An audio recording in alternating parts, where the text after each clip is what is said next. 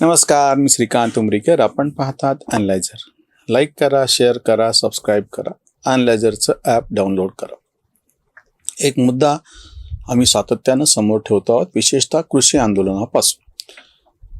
शेतकऱ्याच्या फायद्याचे, शेतकऱ्याच्या हिताचे असलेले 3 कृषी कायदे मोदी सरकारच्याकडून प्रत्यक्ष संसदेमध्ये मंजूर झालेले होते, पण रस्त्यावरती धिंगाणा घालून, अतिरेकी वृत्ती दाखवून आणि हे जे सगळे अर्बन नक्षल तेव्हाचे सगळे घुसलेले खालिस्तानी त्या आंदोलनामध्ये त्यांनी ज्या पद्धतीने दिल्लीची नाकेबंदी केली, गळा आवळून धरला आणि राजकीय अपरिहार्यता म्हणा किंवा बाकीची काही अस्वस्थता म्हणा, मोदी सरकारने ते 3 कृषी कायदे मागे घेतले.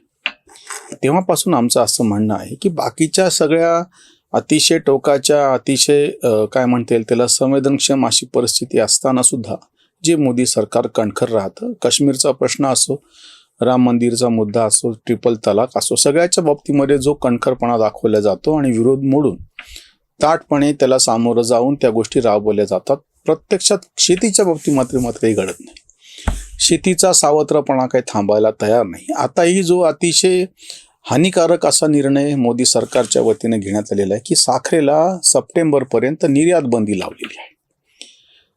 आता विरोधाभास बघा, आमची जी टीका आहे ती ह्या मुद्द्यावरती की एकीकडे तुम्ही भारताला डॉलरची कमतरता आहे म्हणजे परकीय चलनाची, त्याच्यामुळे पेट्रोलियम पदार्थांचा वापर अतिशय कमी करा, सोने खरेदी करू नका, चैनीच्या उधळमादळ आणि सगळ्या वस्तू परदेशी प्रवास टाळा आणि त्याच्यानंतर युरिया खत जे आपण बाहेरून आयात करतो त्यासाठी डॉलर मोजावे लागतात, ह्याचा वापर कमीत कमी करा. ह्या सगळ्या गोष्टी एकीकडे सरकार आवाहन करत आहे. आता दुसरीकडं जेव्हा तुम्ही डॉलर वाचवायला सांगता तर दुसरीकडं ज्या काही डॉलर कमवण्याच्या ज्या गोष्टी आहेत त्याच्या बाबतीमध्ये काय, साखरेच्या निर्यातीमधून तुम्हाला काय चिंचोके मिळणार आहेत का? डॉलरच मिळणार आहेत ना. मग ही साखरेची निर्यात थांबवायचं कारण काय? कारण की पेट्रोलियम पदार्थ बाकीच्यामुळं महागाई वाढू शकते. आता त्याचे भाव वाढवणं भाग आहेत म्हणून, आणि त्याला काउंटर करायचं तर गळा कोणाचा दाबायचा? शेतकऱ्याचा दाबायचा. का तर साखर महाग झाली तर लोक अजून उभा मारतील म्हणून, जेव्हा की साखर जीवनावश्यक वस्तू नाही. या साखरेच्या बाबतीमध्ये दर पडले तेव्हा साखर कारखान्यांनी त्यांना कमिट केलेलं सरकारने जो इथेनॉलचा कोटा होता की तुम्ही इतकं इथेनॉल तयार करा, आम्ही विकत घेऊ पेट्रोलियम पदार्थांमध्ये. बघा कशी गुंतागुंत सगळी ते. आणि हे सरकार ठरवून जाणीवपूर्वक शेतकऱ्यांचा गळा दाबणारा निर्णय कसा घेत आहे, शेतकऱ्याला आत्महत्येला करण्यास भाग पाडणारा निर्णय कसा घेत आहे. ह्या इथेनॉलची निर्मिती साखर म्हणजे ऊसाच्या रसापासून केल्या जाते आणि ते तयार केलेलं जे इथेनॉल आहे सरकारने खरेदी करून ते जर पेट्रोलमध्ये टाकलं, आता 20% गेलेलं आहे, त्याचं अजून साधारणतः 27% आहे. त्या सगळ्या ह्याच्यामध्ये तो कोटा वाढू शकतो. ते इथेनॉल सरकारने खरेदी केलेलं नाही, जेवढं कमिट केलेलं होतं तेवढं. साखर कारखान्यांकडं जास्तीचे जे परवाने आहेत म्हणजे जास्तीचे इथेनॉल जे तयार झालेलं आहे किंवा क्षमता आहे ती पूर्णपणे वापरता येत नाही. साखरेला भाव नाही, निर्यात बंदी म्हणजे एकीकडून साखरेची पूर्ण कोंडी करून टाकायची. साखरेचे भाव पडलेले आहे, साखरेच्या ऐवजी तयार झालेलं इथेनॉल तुम्ही घ्यायला तयार नाहीत आणि निर्यात बंदी लादून आत्ताचा जो निर्णय आहे, जे थोडीफार शक्यता होती बाहेर भाव मिळण्याची, तिकडे बाहेर भाव मिळाला तर साखर बाहेर जाईल, परिणामी भारतातल्या बाजारपेठेमध्ये साखर कमी होईल आणि परत महागाई वाढेल. या दुष्टचक्रामध्ये शेतकऱ्याच्या बाजूनं हे फिरवण्याची ऐवजी शेतकऱ्यावरती वरवंटा फिरवावा असं हे दुष्टचक्र फिरवलं चाललं आहे. आणि दुसरीकडून तुम्ही काय सांगता आहात, म्हणजे एकीकडं तो प्रत्यक्ष जो डॉलर कमवायला तयार आहे. दामोदरन यांचा लेख आहे इंडियन एक्सप्रेसमध्ये कालच्या म्हणजे 14 तारखेच्या इकॉनॉमिकच्या त्यांच्या पानावरती. त्याच्यामध्ये अमेरिकेशी असलेलं आपला आपला निर्यात सगळ्या अडचणीवर मात करून बाकीच्या सगळ्या व्यावसायिक उत्पादनाच्या पेक्षाही कशी वाढलेली हे त्यांनी आकडे दिलेले. मी त्याच्यातले सगळे बारकावे सांगत नाही. तुमच्यापैकी ज्या कोणाला विषयामध्ये रस आहे त्यांनी जरूर दामोदरन यांचा 14 तारखेच्या इंडियन एक्सप्रेसमधला लेख वाच. म्हणजे सगळ्या अडचणी, सगळी उपेक्षा, म्हणजे एखादं सावत्र लेकरू असतं त्याला खायला प्यायला धड दिलं जात नाही, त्याची उपेक्षा केली जाते, तरी तेच लेकरू बिचारं बाहेर जाऊन कमवतं. आणि दुसरं जे सख्ख लेकरू आहे ते आयदी आहे, आयतखाऊ आहे, बसून आहे, त्याचे सगळे लाड केले जातात, त्यालाच आंबाळलं चोंबाळलं जातं. आणि जे बाहेर काम करणारं कामसू लेकरू आहे त्याच्यावर सावत्रपणाचा जाच केला जातो. असं जे चित्र आपल्याकडं जुन्या ह्याच्यामध्ये पाहायला मिळायचं तेच परिस्थिती आहे. शेती हे तुमचं सावत्र लेकरू आहे, ते लेकरू तुम्हाला निर्यात करून देऊन डॉलर कमवून देत आहे. बाकीच्या निर्यातीपेक्षा त्याचा दर वाढलेला आहे. दामोदरन यांनी आकडेवारीनिशी स्पष्ट करून दाखवलेलं. इतक्या अडचणी असताना सुद्धा पारंपरिक धनधान्य बाजूला ठेवा, त्याच्यामध्ये काय म्हणता येईल त्याला, मासे आणि तत्सम पदार्थ ह्याचं प्रमाण प्रचंड मोठ्या प्रमाणात वाढलेलं आहे. म्हशीचं जे मांस ते ह्याच्यामध्ये निर्यात केले जातं त्याचं प्रमाण मोठ्या प्रमाणात वाढलेलं आहे. कॉफीचं प्रमाण वाढलेलं आहे. हे आकडे दिलेले आहेत त्यांनी. विस्तार भयास्तव आणि ते किचकट वाटतात म्हणून मी प्रत्येक सगळ्या गोष्टी त्या नोंदवत नाही. त्यांनी ग्राफ दिलेले आहेत, त्यांनी टेबल दिलेले आहेत. म्हणजे ज्या शेती उत्पादनातून तुम्हाला निर्यात करून डॉलरची कमाई होऊ शकते, आता ह्या संकट काळामध्ये तुम्हाला ज्या डॉलरला वाचवायला सांगतात ते डॉलर कमवायचा जो मार्ग आहे शेती, त्याच्याकडे मात्र दुर्लक्ष का? तर तथाकथित साखर इकडं महाग झाली तर तुमचा तो मध्यम वर्ग बोंबलत बसतो, कांदा महाग झाला तर बोंबलत बसतो, टमाटे महाग झाले तर बोंबलत बसतो. कांदा बटाटे टमाट्यांना तर सरकार कोसळलं होतं दिल्लीतलं भाजपचं, असं जे म्हणलं जातं. 2019 मला वाटतं काहीतरी 98ची गोष्ट आहे. सुषमा स्वराज तेव्हा मुख्यमंत्री होते दिल्लीचे. काय परिस्थिती आहे? आणि आता तुम्ही इतके वर्ष उलटल्याच्या नंतर अजून सुद्धा हा आकस संपायला तयार नाही. पेट्रोल आणि डिझेलमध्ये इथेनॉलचा वापर केला तर पेट्रोल आणि डिझेलच्या सगळ्या किमती मर्यादित ठेवता येतात. तुम्ही जे सांगता आहात परकीय ह्याच्यावरचं अवलंबित्व कमी करायचं, त्याचा एक मार्ग इथेनॉल आहे. मग त्या इथेनॉलच्या बाबतीमध्ये धान्यापासून तयार झालेलं इथेनॉल आणि ऊसापासून तयार झालेलं इथेनॉल ह्याच्यामध्ये भेद करायचा आणि त्याची खरेदी करताना ह्याची खरेदी कमी करून टाकायची. ही 30% आणि ती 70% ती अशी आकडेवारी. कशासाठी हा भेदभाव? सगळ्याच्या सगळं इथेनॉल का नाही खरेदी केलं जातं? सध्या तुम्ही जी डिमांड केलेली आहे आता हा ऊसाच्या निर्यातीचा आणि ते सगळा गुंतागुंत एकमेकांशी निगडित आहे म्हणून सांगतो.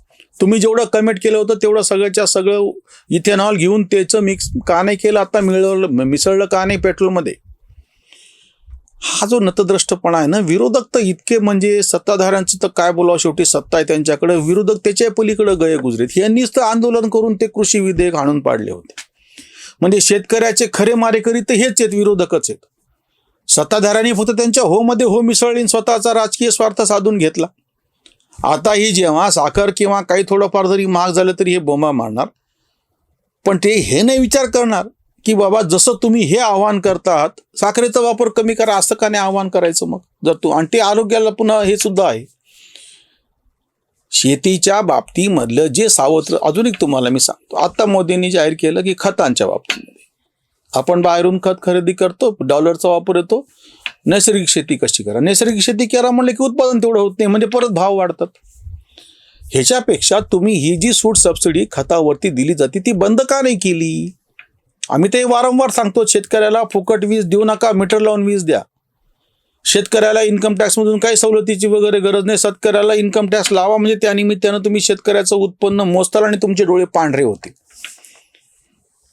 शेतकऱ्याला तुम्ही ज्या सवलती देत आहात त्या सवलती फुकटाफाकटी देतात असं नाहीये.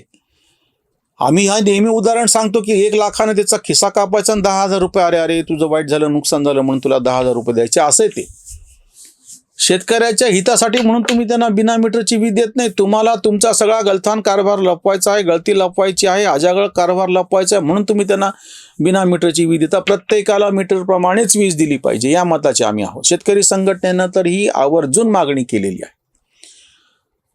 सगळ्यात भारतामध्ये जास्तीत जास्त निर्यात ही शेती क्षेत्रामध्ये होऊ शकते आणि शेती क्षेत्राच्या निर्यातीवरतीच आपण डॉलर कमवू शकतो. हे आकडेवारी म्हणून म्हणलं मी. दामोदरन यांच्या लेखाचा संदर्भ दिलाय. ते काही शेतकरी संघटनेचे आमचे कार्यकर्ते नाहीत, अर्थतज्ञ आहेत. आणि ते जेव्हा आकडेवारी सांगतायत किंवा बाबा आपली ॲग्रिकल्चरलची जी सगळी निर्यात आहे शेतमालाची ती वाढलेली आहे, इतकी सगळ्या उपेक्षा असताना सुद्धा आता तर साखरेला अधिकृतरित्या तुम्ही निर्यात बंदी घातलेली आहे.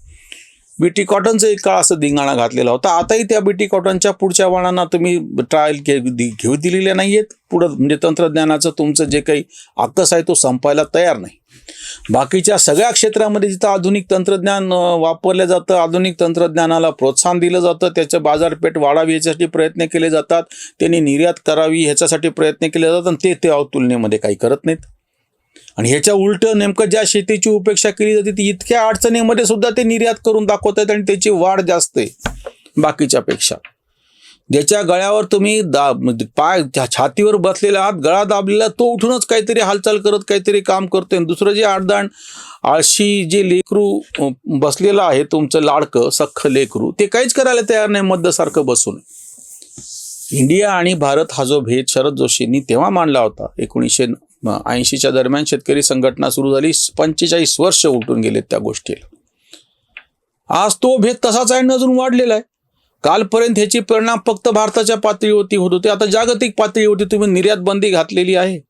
साखरेला इथले भाव पडणार, तिकडं दुसरीकडून त्याचे इथेनॉल करावं ते तुम्ही घ्यायला तयार नाही. तिसरं म्हणजे तुम्ही जर वीज निर्मिती केली तर सोलारवाल्यांनी दिलेल्या लिमिटपेक्षा जास्त वीज निर्मिती केली म्हणून त्यांना दंड लावायचं उलटा कारभार केलेला आहे. म्हणजे एकीकडं म्हणून म्हणलं ना, आपल्याकडं सतीच्या घरी बत्ती, शिंदळीच्या दारी हत्ती असा प्रकार आहे. जे मरमर करतायत, मेहनत करतायत, निष्ठेनं सगळं करतायत, त्यांना सती जाणं भाग आहे. आणि शिंदळकी म्हणतात आपल्याकडे जे करतात त्याच्या दारी हत्ती झुलतो आहे. जे सगळे बदमाशा करतात, बाकीचं जे क्षेत्र आहे जे शेतीवरती अवलंबून आहे, शेतीच्या मालावरचीच प्रक्रिया करून तुमचं उद्योग चालतात. शेतीचं शोषण झाल्याच्या नंतरच कारखाना उभा राहतो. कारखाना चालू असताना कामगारांचं शोषण होतं, ही एक वेळ मान्य तरी करू मार्क्सची थेरी. पण ह्याची वैचारिक बदमाशी सगळ्यांची अशी आहे की कारखाना सुरू झाल्याच्या नंतर कामगारांचं शोषण केलं हे मान्य करायचं म्हणालं तर कारखाना पहिले सुरू होण्यासाठी कोणाचं शोषण केलं गेलं? कुठून भांडवल तुम्ही काय म्हणता येईल त्याला चोरलं आणि कारखाना उभा केला, त्याचं उत्तर द्या ना.